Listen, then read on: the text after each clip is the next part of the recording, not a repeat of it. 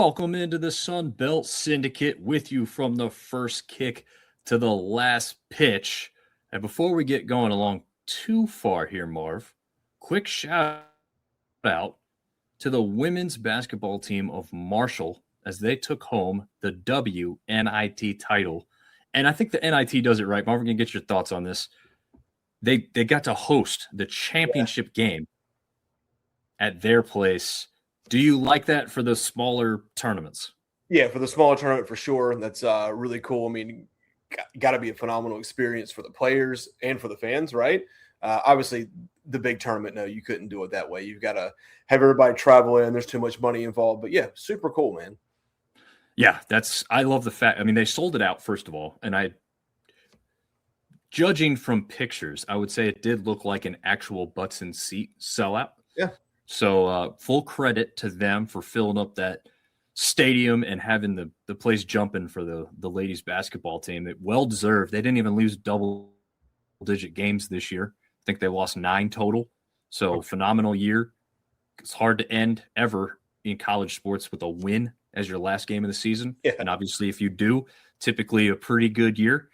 So congratulations to them on the successful WNIT title. Hopefully they can keep that rolling as the women's basketball on the Sunbelt side of things. I know the men's basketball has struggled to really have somebody take a stranglehold and do a lot in the postseason, unfortunately. But the women's side did very well, putting in, I think there was 5 or 6 teams a total across postseason basketball play for the women's side of things. So great to see them flourishing there, and really no surprise with Marshall being one of those teams. Wrathful Soda saying, sup? What's going on, man? This is a new name. I haven't seen that one, so thanks for jumping in here. Marv, well, first of all, we'll just jump in with a little Easter talk, man. Do you have a baseball tournament, I'm guessing, over the Easter weekend? Yeah, both my boys played Saturday, and then had the in-laws and my mom in town, so got to spend time with them, have the Easter egg hunt and all the candy and all the food, and it was a good time, man. How about you? Are you the one that has to like grill and prepare food, or is everyone No, my mother-in-law and my wife took care of all that. We did a very non-traditional, so we did pulled pork and ribs. Nice. Yeah, so and they wanted to cook it, so we got to sit back and relax, which was nice. Very nice. Yeah. I traveled to Pennsylvania to see my sister's baby for the first time and see most of the rest of the family. So that was a nice little thing. Decent little travel, like 6.5, 7 hours, but not too awful. But yeah, I didn't have to do any of the cooking either, especially since we were traveling on the road. Yeah. So nothing too bad there. Did you ever have an adult Easter egg hunt? Have you heard of these things? I think if you tell me, I'll be like, oh yeah, I've definitely heard about that, but enlighten me. So my aunt did one for us when we were kind of college age or just out of college, I think, for some of us. But me being the oldest, so that was probably me. Everyone else is probably still in college. Anyway, they go out and hide and paint beer bottles. Huh. Just paint them up like pastel color, just Easter egg, stuff. Like typically the labels, you're not painting the glass bottles and stuff and maybe some cans. But yeah, you just paint them up, trying to hide them, kind of camouflage them. Typically do it at night, so it's a little bit more of a challenge for adults than during broad daylight. Also, it's more fun when the beers are cold, so they typically paint them while they're not cold, put them in the fridge, get them cold, hide them, and then you go find them real quick. So adult Easter egg hunts is pretty fun to see what you got, because again, in the dark you can't see whether it's one you want to grab or not necessarily. So there's some fun ones, some good ones, and maybe some bad ones on purpose, but I was thinking airplane bottles and Easter eggs, but that works too. That you could probably do a variation like that. Yeah, that would be something you could do. But yeah, I've only done like one of those, but it was a blast, and I would recommend it to anybody who's in that stage of life where you want to drink number of beers at a time anymore. That's a before kids activity. Exactly. Yeah.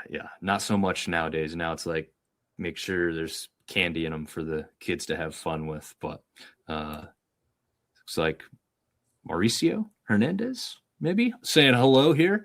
Sorry, I am, and Marv knows this. I'm on a different computer than usual. The screen is not as big, so it's harder for me to read some of these things.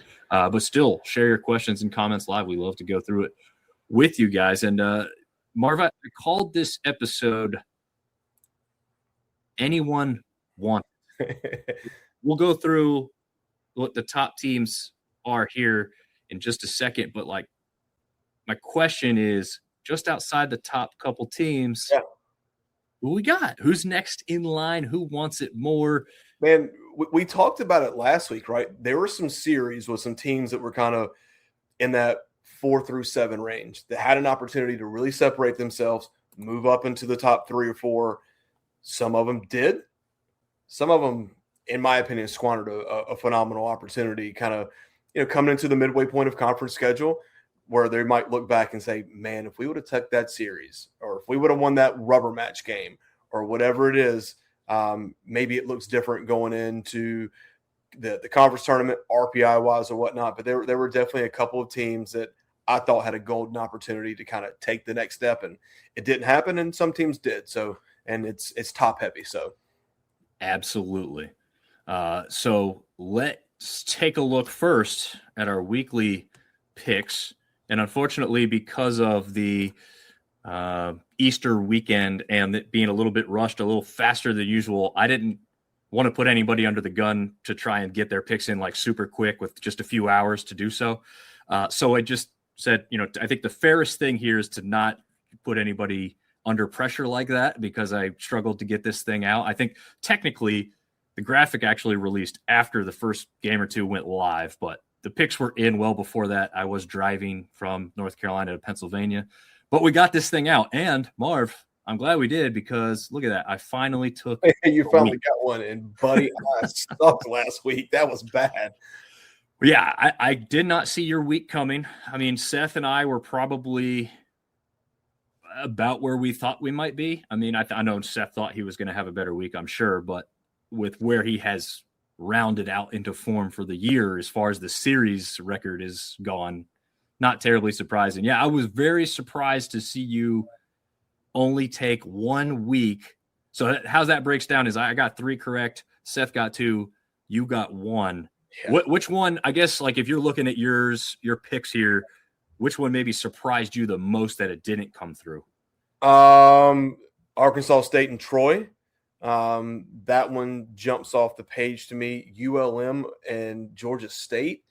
And then, man, listen, Coastal Carolina hadn't lost a conference game in almost a freaking year, right? Like, yeah. I think I have it written down that when they lost game 2, that snapped a 32-game win conference streak dating back to last year. So, does it super surprise me they didn't sweep? No, but they swept everybody for almost a calendar year. So those are the 3 that kind of jump out to me. Yeah, definitely. So I finally listened to Chad Dickens, no relation, but he kept telling me, and he told you too, both of us in the same breath, stop picking Southern Miss to sweep. So I finally did pick against Southern Miss to sweep, and ODU did take a game. So that was one that really jumped to my favor. I definitely leaned on App a little too heavy from what Marshall had their struggles coming in. I thought App would win the series, and I thought, hey, they're at home. This might be the one where they can get 3 and kind of surprise some people. They ultimately won it 2-1. None of us picked them to win that one. No, I mean, they had been in a lot of close series. I mean, they took the ODU series, right? But yeah, we had seen too many close games go the other way. As an App State alum, really happy to see them pull the series off. And I was kind of looking at their schedule a little bit, man. They've got an opportunity here towards the back end of the schedule to win some series and really jump themselves up in the standings. Yeah, absolutely. Look who it is. Artie Cat saying, hi, guys. Yeah, Artie Cat is definitely going to be a guest picker. He's also going to make an appearance on the show. We're still working on that. Again, with kind of the rush of last week and this week kind of off the holiday weekend, I wasn't going to put that on anybody to try and make it work. But we're definitely going to have Artie on here very shortly as Texas State is going to bow out. That, again, like you said, that was another one that was maybe surprising. kind of thinking Texas State would sweep the lowly Georgia Southern, but Georgia Georgia Southern Southern's has been playing decent baseball as of late. they have. We're going to get into power rankings later, and there's a surprise there, I think, that we're going to see. And I do want to correct myself. We said nobody picked App State to win. I actually did pick App State to win the series, just again in a sweep, which was not correct. Artie Cat shouting out a huge congratulations to Chase Mora, the new Texas State home run king, bypassing Goldschmidt.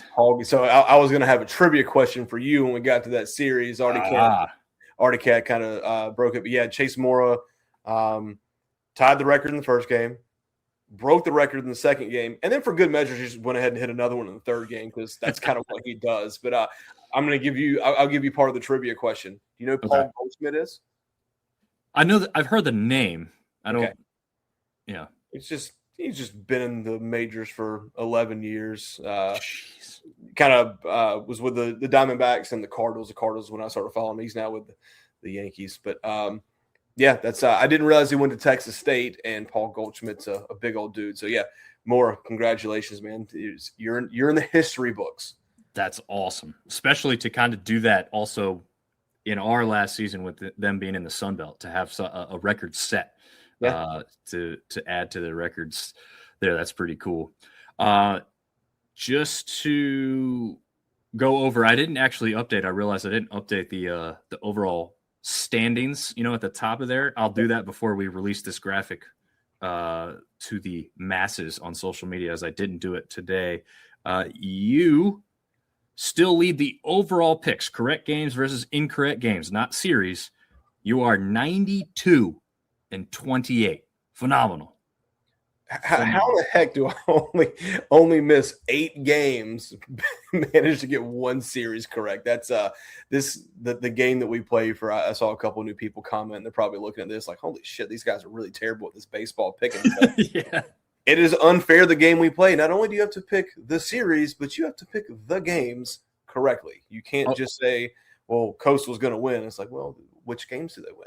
Right, because I would think like for Coastal, for Southern Miss, we'd all have very, very similar records almost every week, right? If we're just picking who's going to win, that's why, like, hey, let's put some stuff that gives some separation. But, Seth wanted to change the rules. We said no. So we threw him a bone and said we will include the overall win-loss record because he is doing better there. He's close to you at 87 and 33 overall, so not too far behind you. And then even though I've crushed Seth in the series picks so far, I am sitting back at 83 and 37. So I got some ground to make up on the games themselves. Here's the crazy stat for this week. Even picking different series outcomes, all three of us had at least some variation of different outcomes. Specifically, look at the Georgia State ULM series. I went with a sweep for ULM. You went ULM 2-1. Seth actually got that one correct, picking Georgia State to win 2-1. So there's just one like outlier that all three of us, very different picks. Every single one of us finished the overall record for the weekend at 15 and 6. That's not terrible.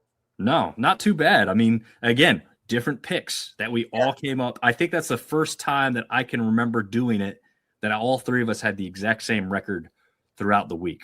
So you missed one game per. So you miss one game per series. It doesn't kill your overall record, but it kills your series record. It does. Yeah. You were 16. It was bad. 7. You were 16 and 7 over 16 and 17. Sorry, 16 and 17 in your series picks, and we're clearly in the lead. And now you're sitting at 17 and 23, and now I'm closing in at 15 and 25 in those. But yeah, this is why it's fun. This is why we do it, just to have a lot of fun with it. Ben James jumping up saying, what's up? Wolves up. Artie Cat jumping back in saying, and Marv, I hope your son's doing well. Huge kudos to him. He's doing, his nose is better, but a funny story. So game last week, he gets in Little League, one of the older teams asked him to come and play, and he first at bat, he's going against the best pitcher in our Little League. Kid's 13, who's still age eligible by Little League standards and is the starting pitcher for his middle school baseball team. Kid was like 68 miles per hour. Second pitch of his at bat, right in the ribs. Oh, Can't catch a break. jeez. Yeah. Was that a quick recovery, or did that take a little while? Because that rib thing, that can hurt. No, I mean it dropped him. It took him a second to kind of catch his breath, and he got up and walked to first base. I mean, he's 10 playing with a bunch of 12-year-olds, so like he's holding back tears because it hurt. I mean, he's still got a welt there, but that was in the bottom of the first inning. He played the rest of the game, got a big welt, and we came home, and I was like, "Hey man, they call you up. You want to play again?" He was like, "Nah, that kid's pitching." Can't blame him there, but that's awesome that he realizes, like, I'm not showing my soft side here, and I'm going to walk this side. Stayed in the game, everything. He wanted to. I could see it all over his face. He was fighting it back, but I know it hurt. But it's part of the game, man. You're going to get hit. It happens. Yeah, I was right over here, right off screen from where I'm shooting this right now. We were playing knee hockey earlier tonight, and I was like rifling the ball at my son a couple times, right, just hitting it hard. It's a soft thing. It's not even like a hockey puck or anything. I caught him right in the eye, like hard. Yeah. He's only 7, so he took it a little differently than your son did, but it had to hurt because he was surprised. But anyway, yeah, anytime you get hit and you're just trying to show, I'm fine, I'm gonna be okay. It ain't easy. It's not. Yeah, absolutely. Ben saying hopefully A-State can rebound versus Memphis tomorrow and versus Coastal in Jonesboro this weekend. That one's not going to be easy to rebound on. That's another one that, considering what Arkansas State has coming up, I think they left a little meat on the bones this past weekend. Yeah, I do agree. So let's jump back into that with this week's power rankings. And for the first time this year, these power rankings took into account what happened over the weekend. We typically release these on Friday before the games start over the weekend. This time around, because of the shortened week and the holiday, we just decided to take into account what happened over this past weekend and order these teams up. So we got a new number 1, Marv. Coastal sitting up there at 1. Yeah, I mean, well-deserved, right? You've lost one conference game essentially in a year. They surprising the way they lost the second game this weekend, to be completely honest with you. But I think overall right now they're playing the best baseball in the conference.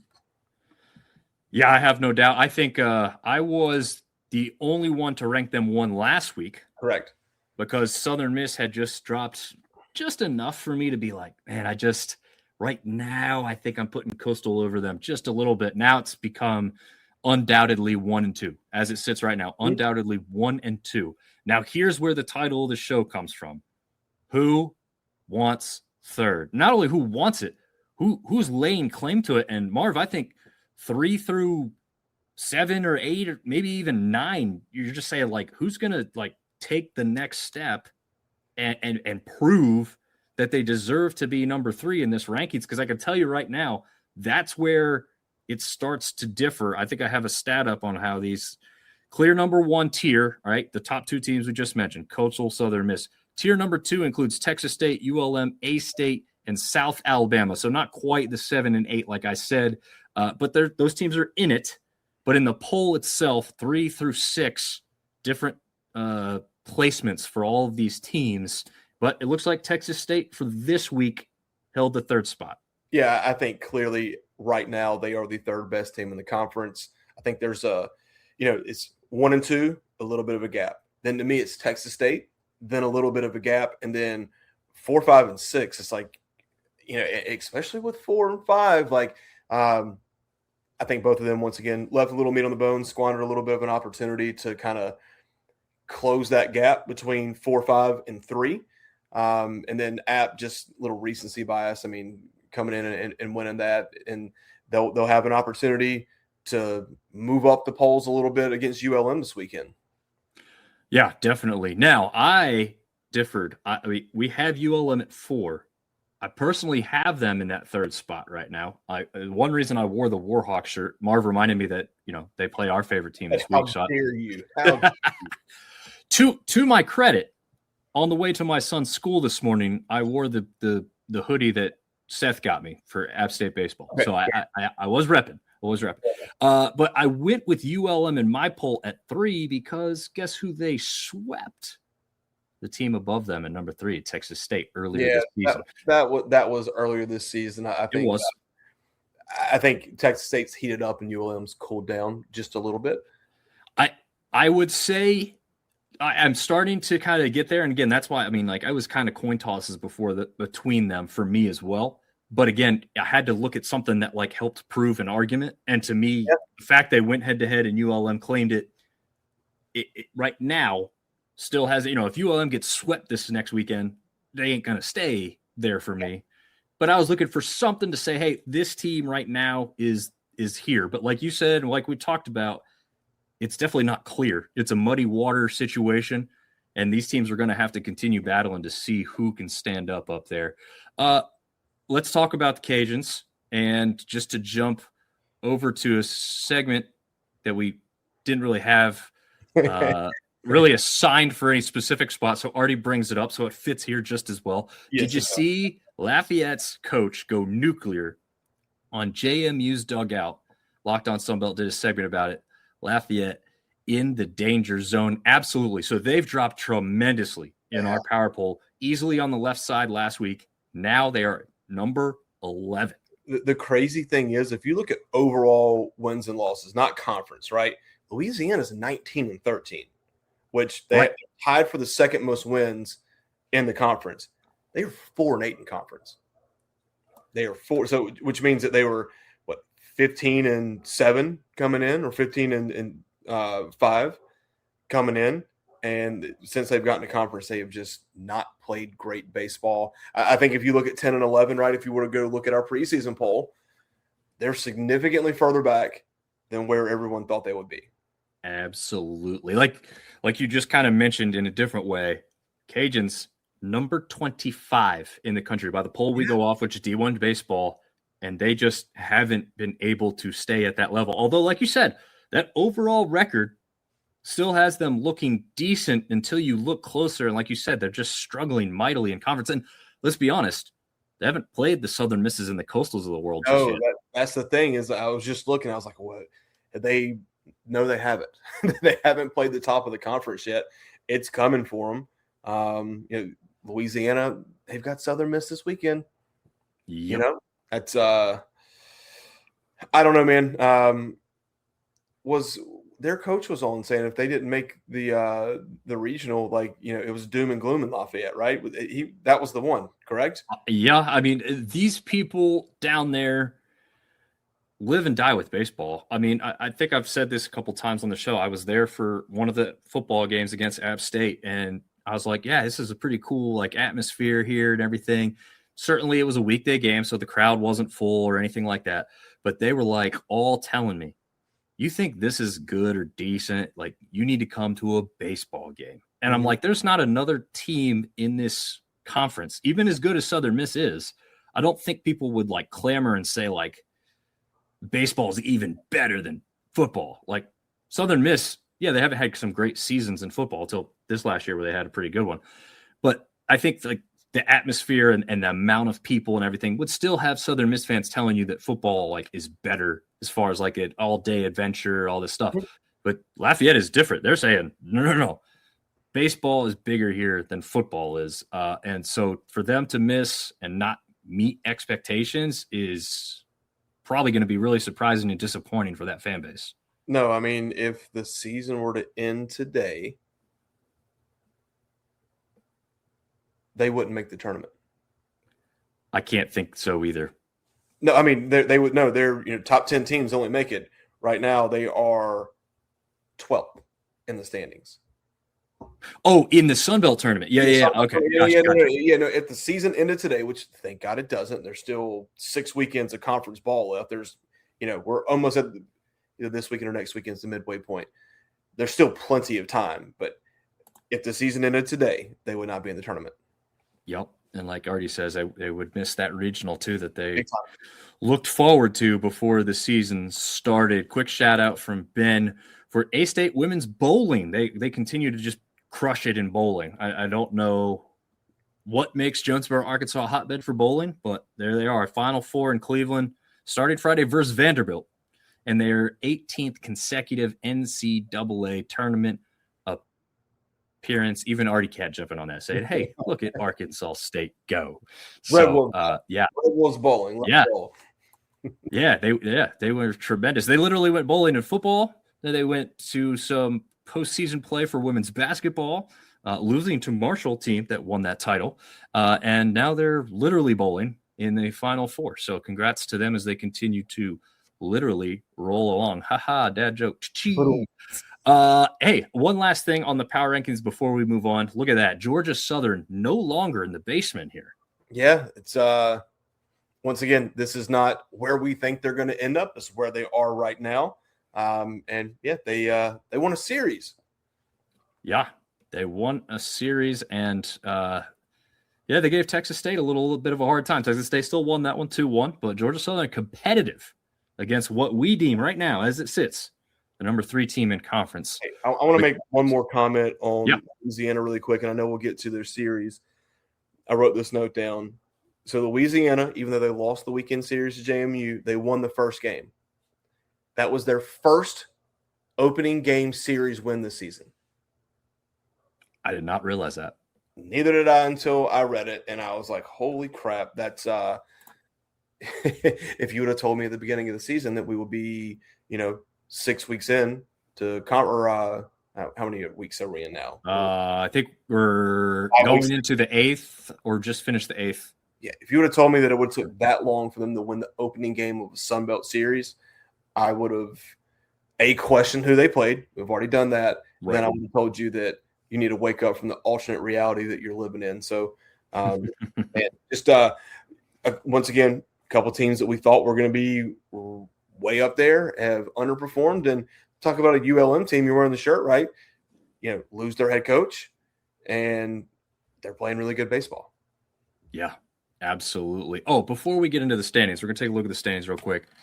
Going back to that, the Bobcats swept the Cajuns. There you go. Texas State took it to the Cajuns earlier this year, even after getting swept by ULM. So again, that's why it's hard right now. All these teams, like there's not enough of them that have all played each other to know exactly where we should sort these things out, which is kind of making it fun and interesting.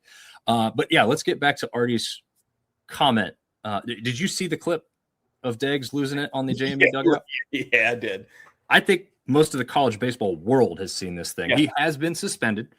That will include the midweek game and I believe the first week game of this weekend series versus Southern Miss. That's a big deal, right? Yeah. I mean, you play, I don't know, ODU, Georgia Southern, Georgia State, maybe not as big of a deal, but certainly against a team like Southern Miss, you want your skipper there to lead you to battle there. So that's a big deal. I think it was him that maybe lost somebody and he had stepped away from the team. So probably emotions pretty high. Yeah. And did you see what started this whole thing? No, I did. I just saw the clip of him going ape shit crazy. So no, I don't have any reference around it. Gotcha. So I don't know if it was a pop up or the first baseman had the ball clearly as the runner was at the JMU first baseman had the ball clearly in front of the first base, was just waiting for the guy who's going to, tag him out. The Cajun player dipped the shoulder and tried to truck him. Okay. And you could tell like the JMU first baseman just had no idea that type of situation was about to hit him, right? Like it wasn't like this guy was like, I'm bowling through you. It was just like a last second dip the shoulder and try and just blast him. That obviously didn't go over well. So as the story goes, JMU's dugout and players started chirping the Cajuns. Well, look, JMU's on the field, right? So who are they chirping? Well, the coach that's standing there outside of first base is getting the trash talk. And if rumors are to be true, curse words, who knows how bad it got. Yeah. I've heard Sunbelt mics or ESPN Plus mics have picked up some of the audio to help verify. I have not heard that. I have not seen that personally. That's out there. Yeah, already had saying shoulder hit. Yeah, he dipped that shoulder into him pretty good. But once they saw that and heard that on the Cajuns dugout side, obviously that wasn't going to sit right with the coach. Yeah. That the coach was sitting there taking the brunt of the trash talk and the disrespect. And again, high emotions from a guy who's just gone through something outside of the sport of baseball, probably brought a little bit of that into this situation, and understandably so, right? But it looks bad because he's over there essentially challenging the entire James Madison bench. And, you know, I will give some leeway here because the JMU players that I saw, once the camera got closer and kind of was the back of Deg's, shoulder and everything, you could see the players, and they're not at that point continuing to yell or trash talk. It doesn't appear. Okay. At least the kids right in front of them certainly are not. And the coaches on the JMU staff don't seem to be either. But you could say, if truth be told on the beginning aspect of this, that the coaches should have done something to quell some of the other talk. But all of this also stems from a physical altercation on the field. So, Marv, with all that being said, you're a coach. You've hopefully not been in a situation quite like that. Nope. But, like, what do you do when your team starts talking to the other team, or takes exception to a hard-nosed play that probably is the unwritten rule, right? Like, you're going to be out, man. Let's not try and truck the first baseman. If you're trying to score a run, maybe different. I don't know. What's your thoughts on that? So a couple of thoughts. Number one, he's been through something off the field. His team's not playing good. Maybe a little hockey mentality, like let me get the boys riled up a little bit. True. Right? Didn't work. They lost 5-1. So and the level of baseball that I coach does not equate to the college level. But one thing I would not ever take is if another coach were to talk down to one of my players, we're going to have words. And if words lead to something else in the parking lot, so be it. Don't you talk to one of my players negatively. Kids chirping at kids, it's going to happen, right? And then kids chirping at adults, I would have left it on the first base coach to handle that situation himself. But he's probably already fired up anyway. Just a kind of a messy situation, altogether. But he was ready to go. I'll give him that. He was ready to go. I can see why those boys, if they were chirping, kind of got quiet because, obviously you got to respect him, right? He's a head baseball coach of a D1 university. You never know. Some of those kids could have been recruited by him and maybe knew him. But, yeah, I think we had a situation a couple years ago with David Pollard at Duke. I can't remember who it was. One of the other coaches said something to one of his players, and he comes running out of the dugout, and he's like, "Don't you talk to my players." Like, that's understandable. I think 18 to 21-year-old kids chirping at an adult, maybe a little bit different, but he's the skipper, man. He's got to have everybody on that team, whether it's a player, a staff member, the equipment guy. He's got to have their best interest at heart. So if he didn't like it, maybe he could have handled it a little bit better, but he handled it the way he handled it. He's a big boy. He'll take his 2-game suspension and be back on Saturday. There you go. Yeah, I mean, like you said, hopefully it was a little bit more of like, you know what? I don't like this. I'm going to get these guys going. Like you said. I'm putting a stop to this now. Yeah, like the hockey coach who throws the sticks on the ice. Like, let's get these boys juiced up a little bit. But like you said, unfortunately for him and the team, it didn't quite work out. But he did apologize. Since apologized to say, this is not the side of me that I want to show again. And again, emotions high, especially in the game of baseball, but again, outside of it as well, probably being a big factor. Ben James saying that tonight was A-State Baseball's first ever baseball coaches show at a place called Lost Pizza in Jonesboro. So that's pretty cool. I think they've had a number of coaches shows at Lost Pizza in Jonesboro. So definitely a place, if you're going to Jonesboro, especially Coastal Carolina fans maybe here, check out Lost Pizza. Seems to be a hit with the locals for there. When JMU was in Jonesboro, take some of that royalty money. Yeah, there you go. Yeah, well, a little free ads. We'll help out the local businesses for sure. Absolutely. No problem doing that. All right, let's jump back into the standings as they sit right now. As you said, Coastal Carolina losing their first conference game in what feels like forever, but they do sit at 11-1 easily. The top of this conference. We've got 3 teams, including Southern Miss, Texas State, and ULM, all tied at 7-5. And then we have 5 teams sitting tied 6-6. That would include Arkansas State, South Alabama, JMU, Troy, and Marshall. Even though App State just beat Marshall in a series, they are only sitting at 5-7, as well as a surprising Georgia Southern team. Yeah. And yeah, isn't that funny, right? Georgia Southern, 5-7, 12-20 overall. And just underneath them is the Cajuns at 4-8, but 19-13 overall. That's like one of those crazy dichotomies that just can't be explained by looking at the standings. I mean, it sticks out big time, right? It's like, how did that happen?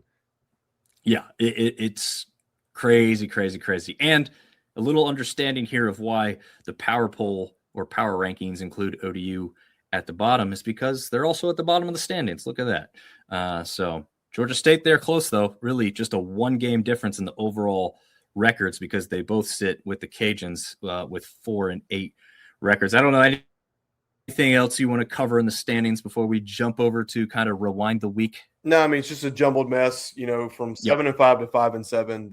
There's 2 games difference there, right? And at this point in the season, a lot of these teams are about to play each other, and this will look drastically different 3 weeks from now. I think the next 4 weeks is really like who's going to separate themselves. I think we know that unless something really weird happens, Coastal's going to be at the top. They've got a 4-game lead, right? Yeah. They could get swept this weekend and still be the number 1 team in the conference. But someone from Texas State to App State is actually not somebody, but a couple of teams are either going to fall to the wayside or tremendously climb these standings here in the next couple of weeks. Yeah, absolutely. Artie Cat wants to know, is this the last year of the Milk Crate Stadium at Georgia State? Unofficially, it is. They have plans that have come out. They've started the stadium. I would believe that it should be done in time for next baseball season. But look, it's construction. We know what happens there. Sometimes things happen and they're not quite done. I would, though, assume that by the end of next season, they'll certainly be in the stadium, much like ODU this year, right? Their stadium is supposed to be finished this year, but they're still working on it. Is that? Yeah, it's not 100% done. It's like 80% done, but they're like, we haven't played here in a while. Let's just go ahead and play here. We'll finish it while we can. Yeah. So a little bit of a strange situation. I think everybody is in the outfield for their games. Correct. So a little interesting there. But hopefully, again, once theirs is done, Georgia State gets a new one. Just add to the greatness of the stadiums that are going to be in the Sunbelt Conference for baseball. One last note from me on the standings: those top 6 all have winning records overall. All seem like, if you're just looking at the overall records, like they make sense. Yeah. Right when you get to 7 at JMU, 15-15, the records start dropping there. Again, the Cajuns kind of the outlier to that group, but it's just kind of a strange thing like that. The overall records kind of make sense as you go down. And then, once you look at the conference things, that's where it gets a little jumbled and a little bit of confusing. Artie says, can you imagine them playing in the football stadium at Georgia State? It would be a little weird, although it's what it was originally intended. That was true. Sport that was originally intended to be played in that stadium, so it wouldn't be that weird. Yeah, exactly. Although they just released a thing today. I think it was today, at least that I saw it on X. It was today, a master plan for the further development of the area, which includes not a baseball field because that's going to be off-site a little bit, but there is going to be a softball field almost like literally connected to Center Park Stadium, and then an outdoor practice indoor/outdoor practice facility. From the looks of it, it's kind of like what Georgia Southern has, which is covered, but it's not fully enclosed. Okay. Typically, probably in Atlanta, you don't need it to be fully enclosed. So there you go. But that's what the design is showing as of right now, which probably makes sense. Like, why not build up around that part? Chris Reitzel saying Coastal standing out. 2nd to 9th is crazy close. Yes, it is. Artie Cat agreeing with him there. So let's jump back and rewind the week that was.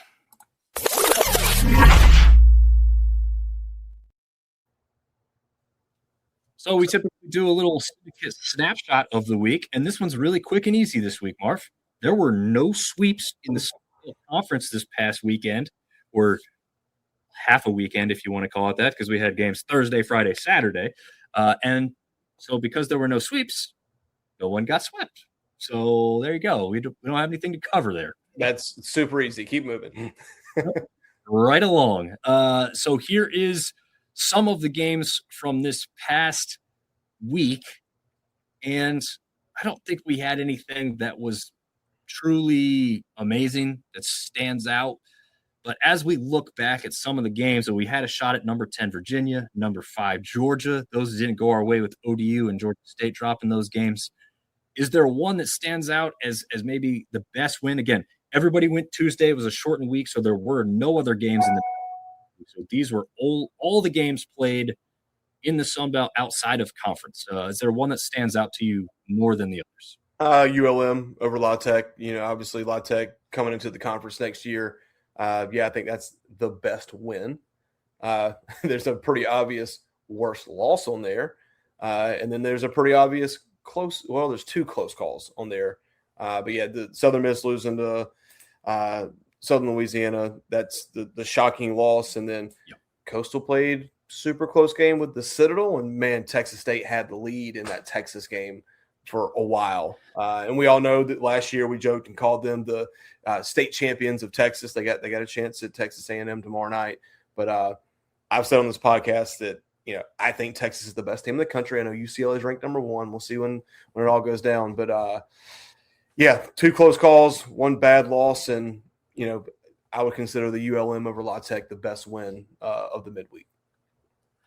Yeah, I don't disagree with that. I mean, to me, the most disappointing loss, I'd have to agree with you, Southeast Louisiana over Southern Miss. They were just, it wasn't even close, really. It was 5-0. I think Southern Miss had a kind of a solo shot or something that got them the 1 run right at the very end. The other one, to me, disappointing loss-wise, is McNeese State over Louisiana, really? 10-7?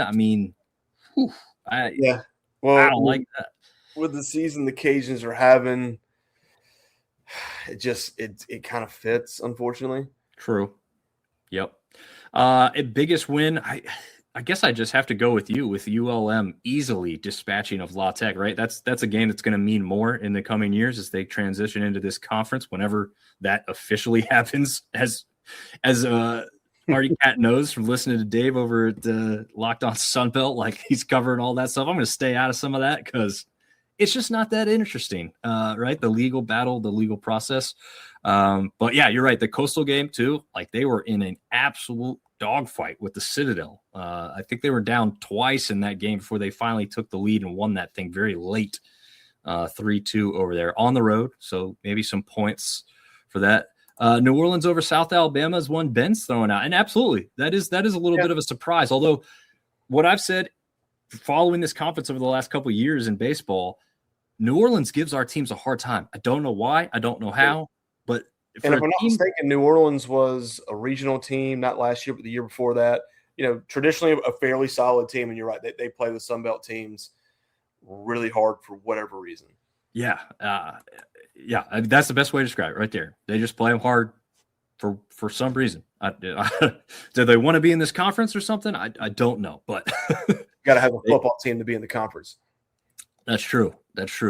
Artie's Cat seems to be agreeing with you with Texas. UT is very, very good, which again leads credence to why we have Texas State at number 3 when they're competing with a team that is number 2 and in some people's minds number 1 in the country as far as baseball is concerned. So we'll jump over to see not every game, but the Sun Belt specific conference play scoreboard from the weekend. Now, any series that were completed before Saturday's finals are not here, as Texas State had already dispatched Georgia Southern and Georgia State had already taken care of ULM. But is there a series, again, no sweeps, no one got swept.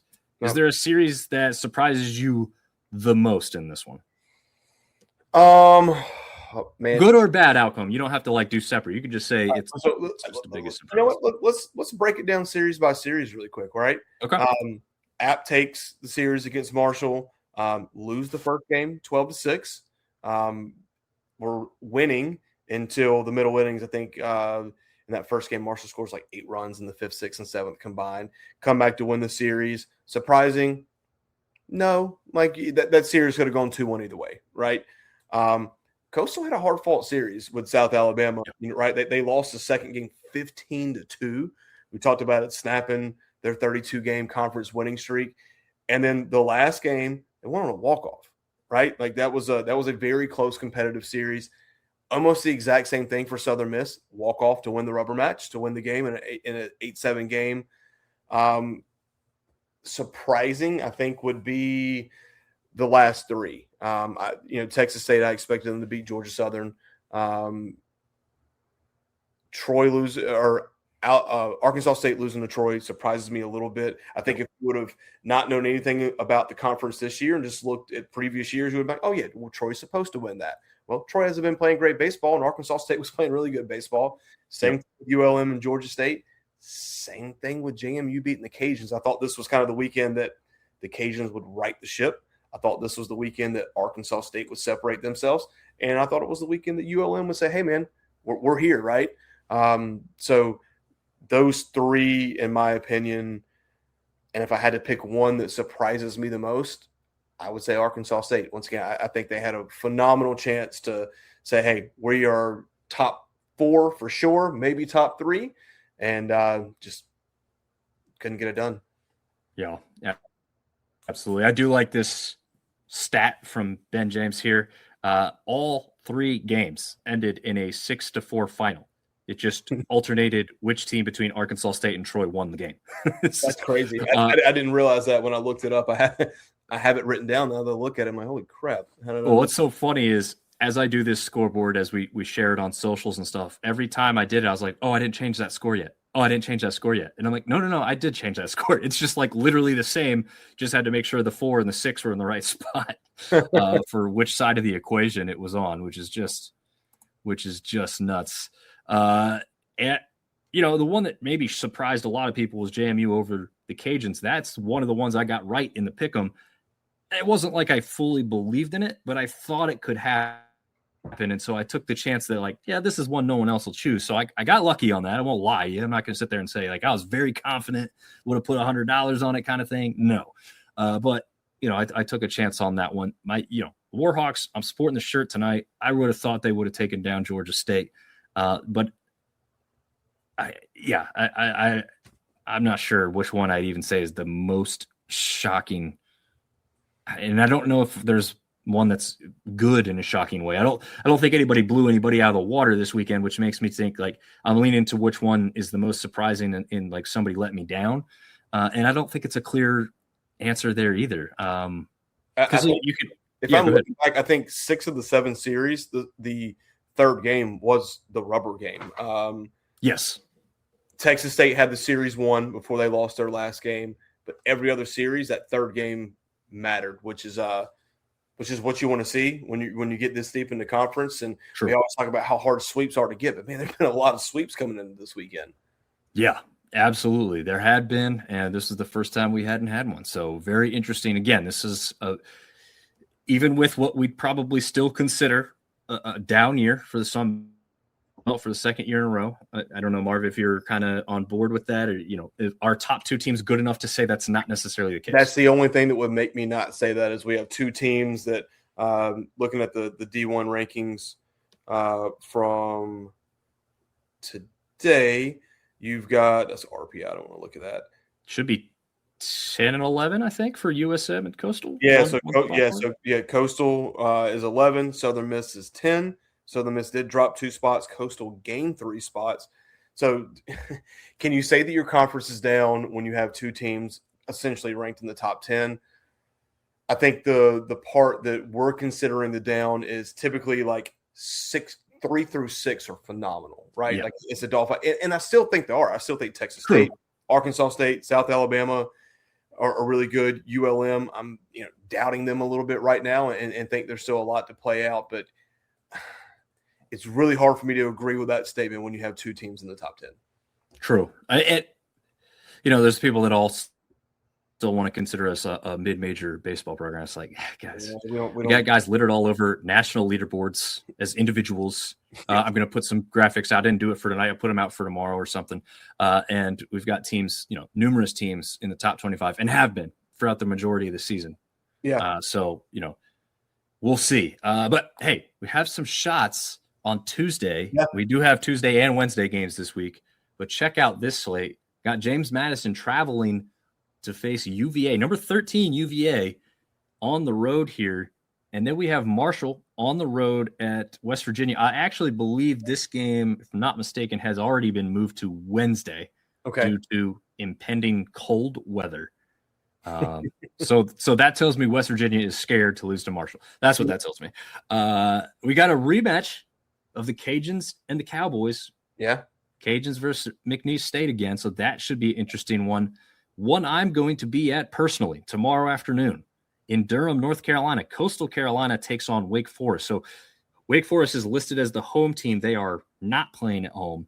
This one will be in Durham Bulls Athletic Park here in Durham. It's awesome. Just 20 minutes away. That game Wake Forest was ranked earlier this year. Coastal beat them once.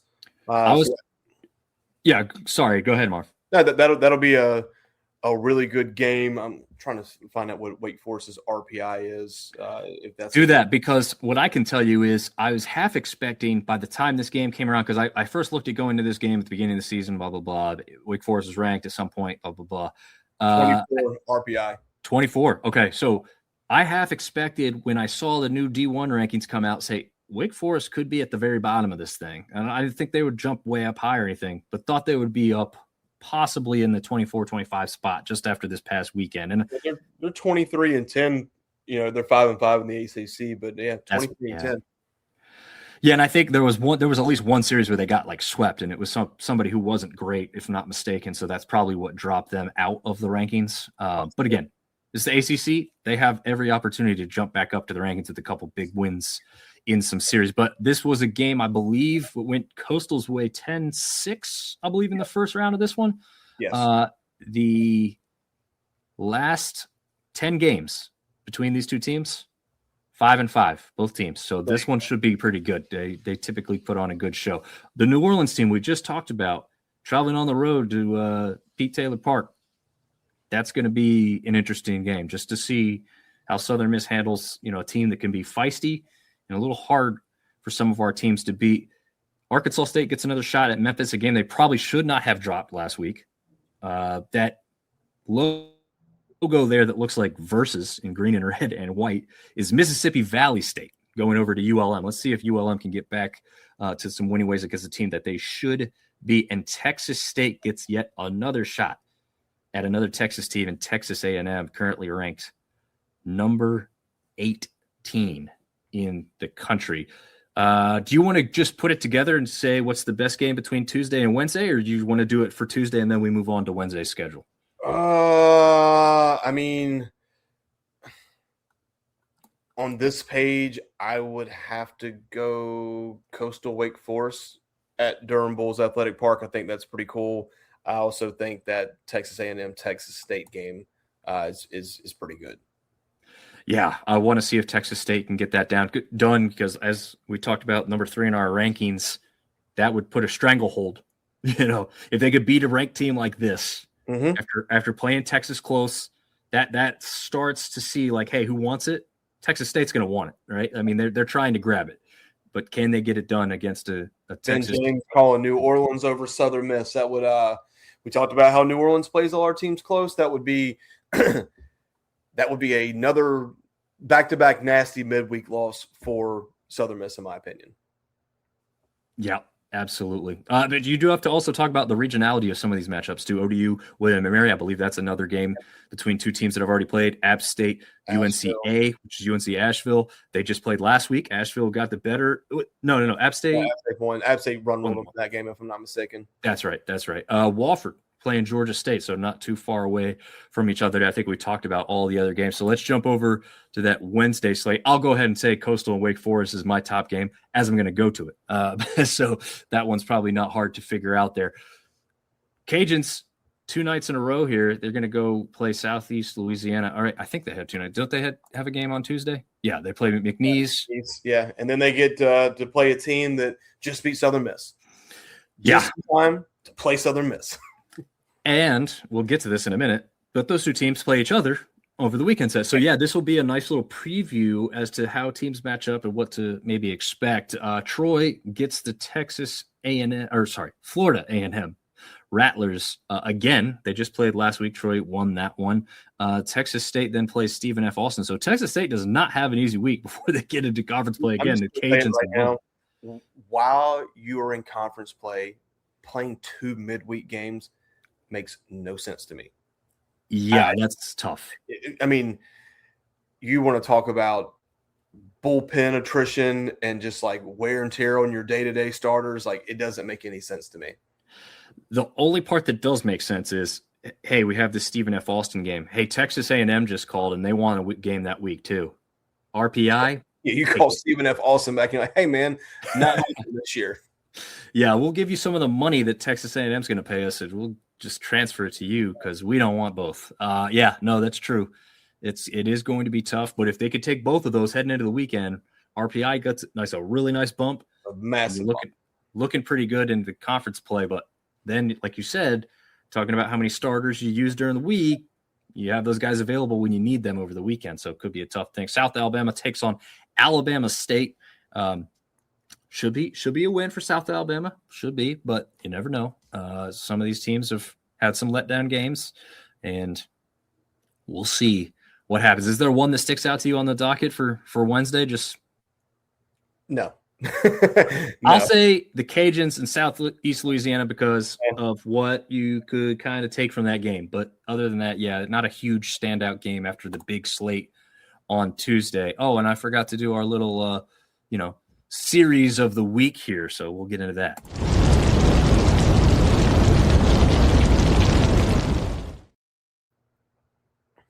So we've got ODU matching up with Marshall.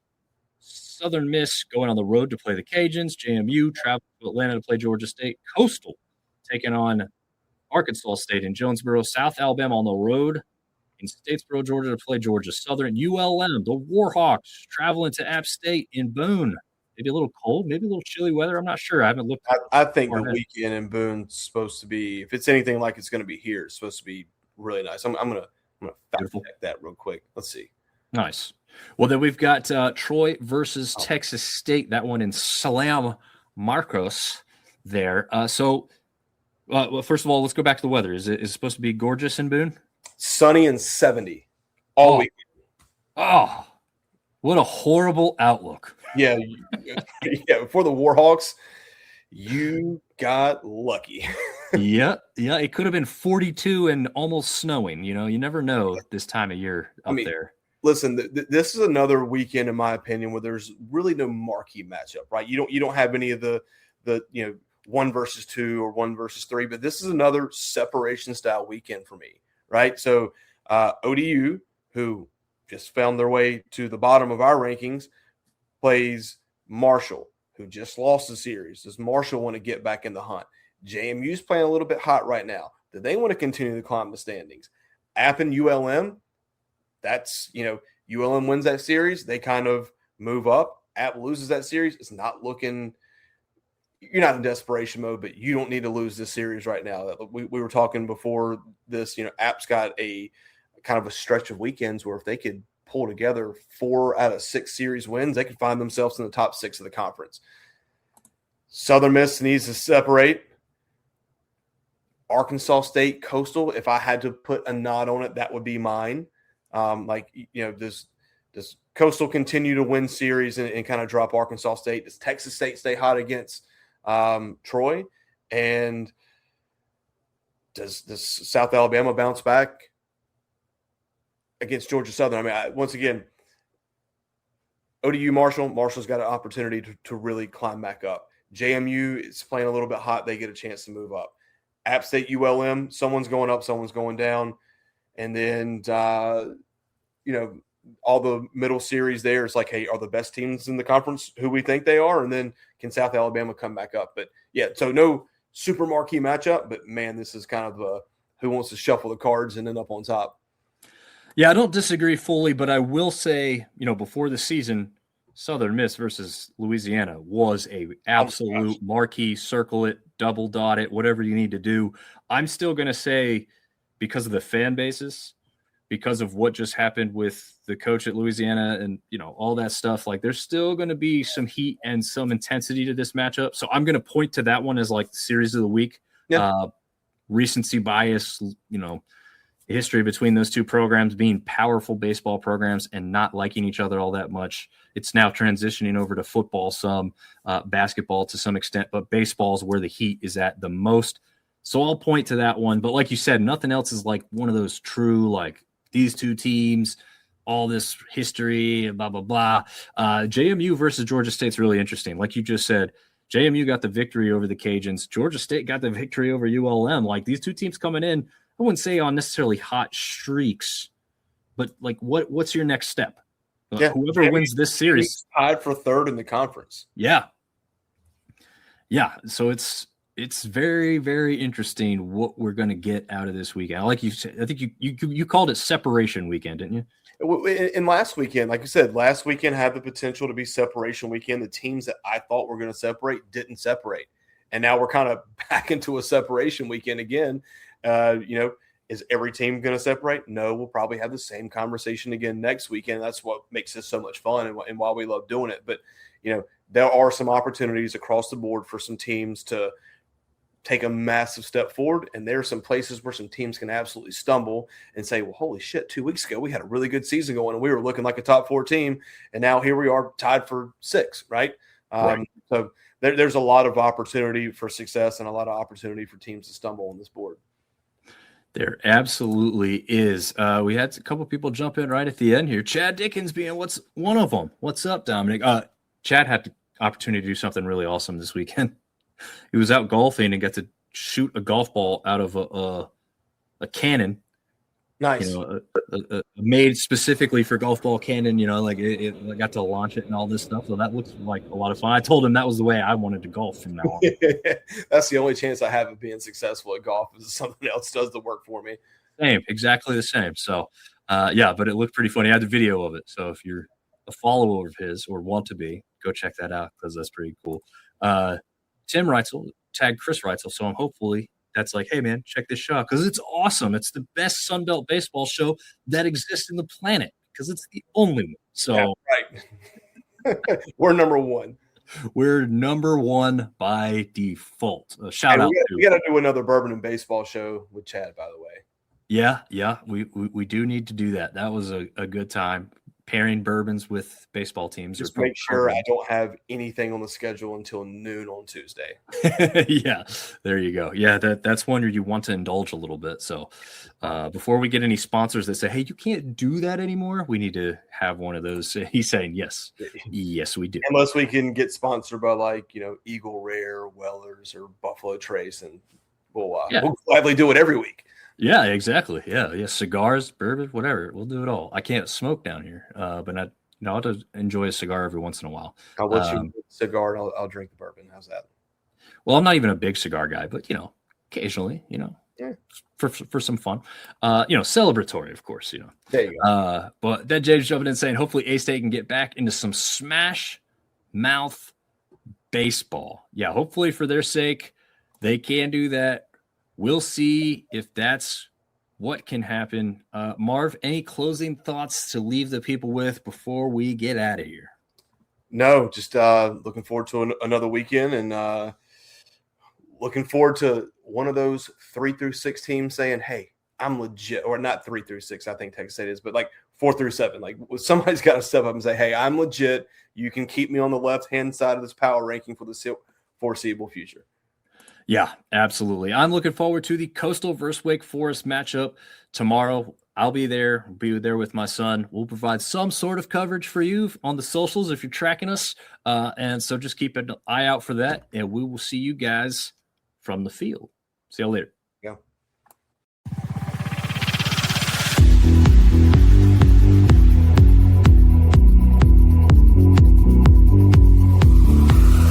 Sunbelt Syndicate.